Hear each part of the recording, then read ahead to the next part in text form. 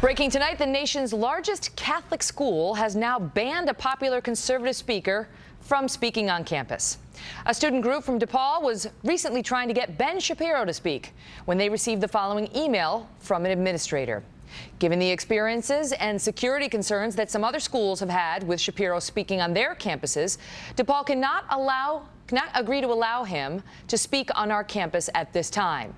And while Ben was met with censorship and unruly protests earlier this year, he says this latest situation reveals a serious double standard.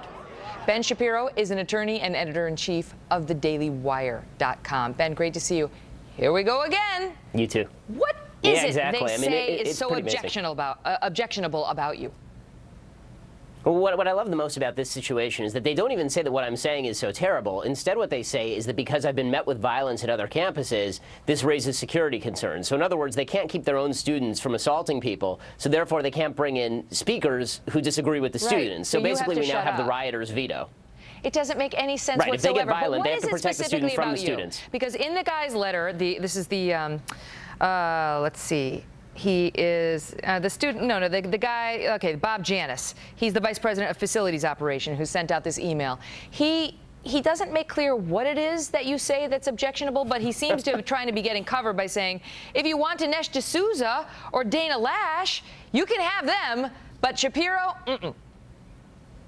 I have no idea. I mean, honest to God, Dinesh D'Souza was dangerous enough the Obama administration jailed him, so I have a feeling that it has nothing to do with my views. They had a Palestinian terrorist, convicted terrorist, a couple of years ago, right? They actually had a woman named Razmia Oda speak on campus a couple of years ago. She's actually a convicted terrorist. So I think it has very little to do with what I'm saying, and much more to do with the idea that these administrators are so gun-shy of controversy that they don't want to tell their own students to, what they really should tell the students is, guys, you seem a little bit excitable. Hand out some free pot. Everybody will just come down a little bit, and then everything will be all right. But I guess they're unwilling to do that. But that's the thing, is if you think the students are going to get unruly because they don't like what a speaker is saying, then you might need to hire a little extra security. Do you stand for free speech or don't you? And this is how it's been eroded at the edges, and it's getting a little closer to the middle now, Ben. It's not even just at the edges these days.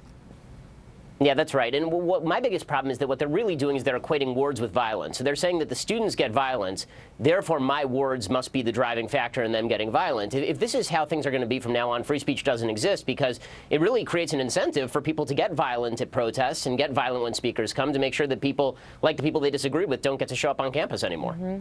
Free speech, the First Amendment is there to protect controversial speech.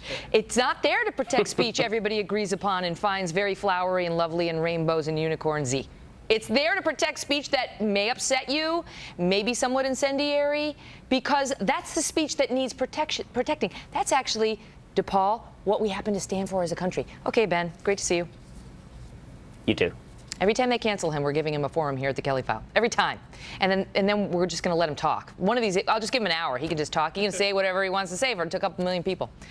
Will that rate? Yes.